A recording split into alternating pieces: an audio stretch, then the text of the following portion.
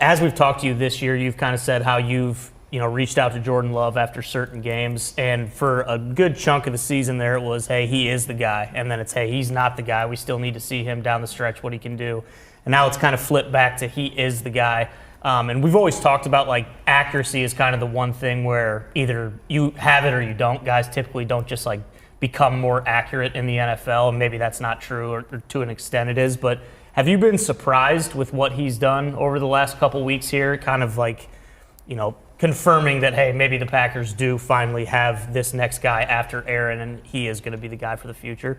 No, I'm not. And he's playing especially the last 3 games, he's playing outstanding, but he's in his first year starting. Like, as well as he's playing, can we not crown him right now? Yeah. For his own sake. Mm-hmm. Mm-hmm.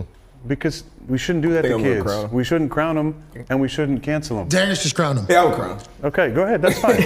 I love Jordan. I think he's going to be a great player in the league for a long time. Yeah. But can we let him play his career? Mm-hmm. Like, and it's both sides too. People. A great example is Geno Smith. People just kicked him out of this town. They wrote him off. And then he went and was a backup for 6 years. Dope. And then he went to a Pro Bowl. And sometimes it's situation. Sometimes it's change of scenery. Sometimes it's figured something out. I do believe you can get better at accuracy because you throw the football from the ground up. So you learn how to have great fundamentals. Everything else, when you sync those together, everything else is going to be better. So, am I surprised by the way Jordan's played? No. Am I happy for him? Hell yeah. I think there's, and there's some people that probably like this, but there's some people probably thinking that I was rooting against the Packers this year, rooting against Jordan. Couldn't be farther from the truth. I'm not a bitter person about that. Like, obviously, I wish things had gotten different when I was in Green Bay. And there's things that I wish I had done better.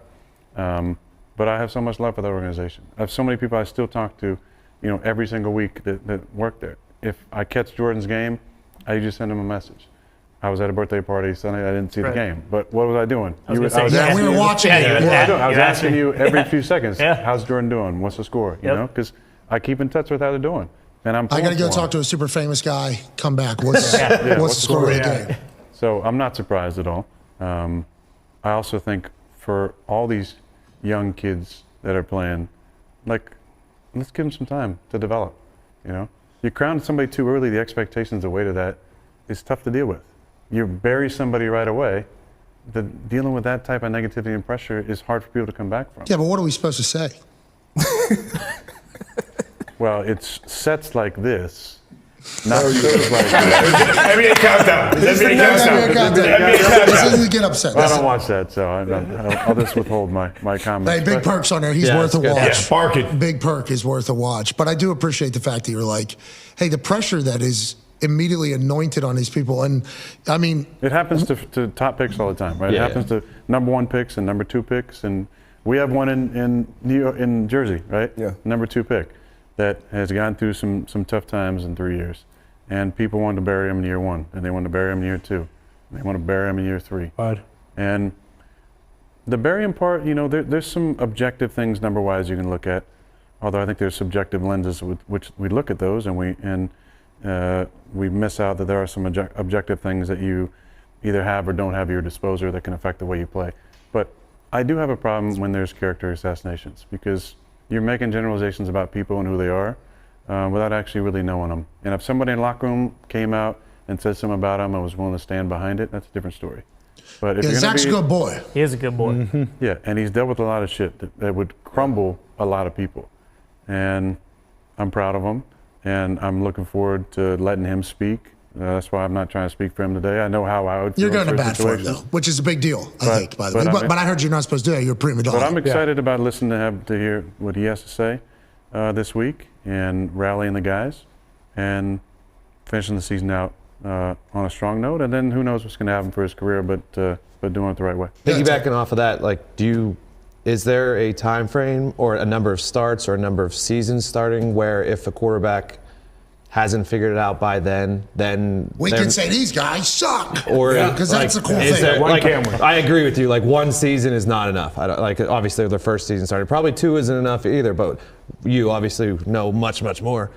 I think you're going to see flashes in the first year for sure, and then with any quarterback, after you play 16 games, maybe 16 when I first got in, now you have a year of film that everybody can watch. So you can see, like, how can we attack this person? What did teams do? Did they pressure them? Did they play coverage? Was it a lot of two-eye coverage, a lot of one-eye coverage?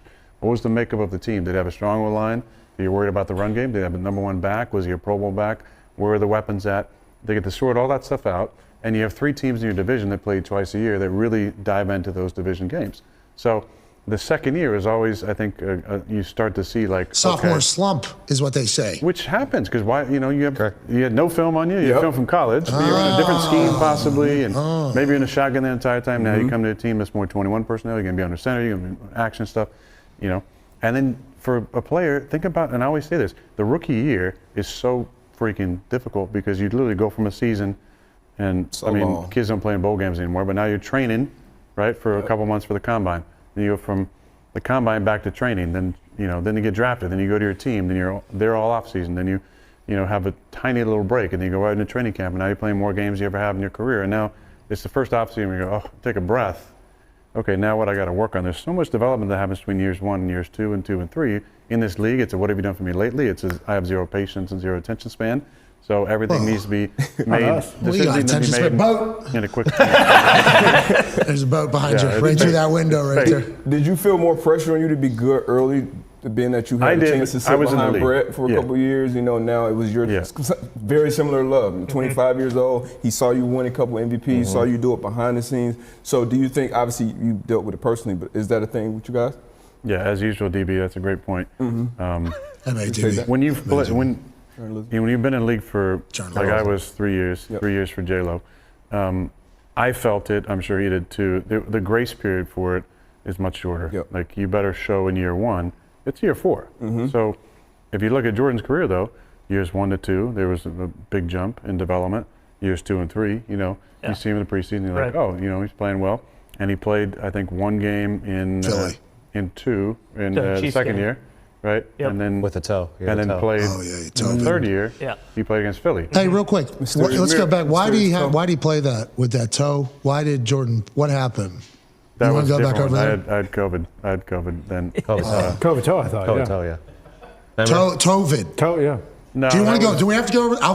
Go back. We will go back over back. if you want. Remember, to. you showed the toe to the camera. Remember that was your shot. It was your actual Twitter profile photo. They changed mine. I used to be 3, now I'm 2, I think. Way to handle it. This guy's a pro, dude. Not bad. This guy's a pro. Back to 3. But you're saying development was very evident, you think, from watching him in different stages. And then, as I did in 2007 when I played against Dallas on that Thursday night, Jordan came in against Philly when I got banged up and did some nice things. And the thing I'm going to say, which actually answers your question, which I apologize, my answer wasn't great. I got sidetracked. But the narrative in this league changes so quickly. And to watch the up and down, ridiculous roller coaster that I would watch you talk about on the show about the Packers and about Jordan, it's really a reminder for all of us players and coaches. Watch your mouth right now. Just watch your mouth. You about to say you gotta be able to block out. Oh yeah. The external noise. No, let us in. We're good. Please. Let- I'm not saying don't watch it. Of course you're gonna watch it, you're gonna see it. But, Okay, all but right. can you deal with it? Okay, I don't think you good. should seclude yourself and never watch anything. But if you're reading everything, you're reading all the comments. Like, it can really, for a person that's not super mentally tough, it's hard. When did you get to that point, by the way? Because there was a lot of terrible things said about you a lot of the time. I mean, like, from somebody that didn't live in Green Bay, just outside. The only time we heard about your name was just probably something bad or a comparison to somebody who's, like, considered one of the greatest of all time, so they're kind of putting you down. That was a large portion of your career, right? I mean, I don't want to, like, put words in your mouth. Former but teammates, too, that you had a bunch of success with, seemingly. helped out, made them a lot of money. Right. And then they came out. Well, right, but But that's what we're referring to. 2 people. How, did you just At have least to? they went on the record. yeah, fair. Hey, respect. Hey, way to go. Put your face out there. Way to do that. But at what point did you get the mindset where, like, none of this is real? I can't listen to anything out there. Because that had to be tough, honestly. Genuinely, as a human, it had to be tough. None of this is real. Dude, That's the whole thing. it's not true. Those 2 boats. Come on. Yeah, Those are real boats. aside from the big boats. birds, whoa, easy, Tony. Look at this. Look how cold this window. Whoa. Please. They don't fall in. See the frost. See that? Yeah.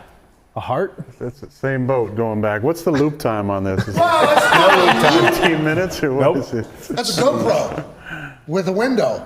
That's a window.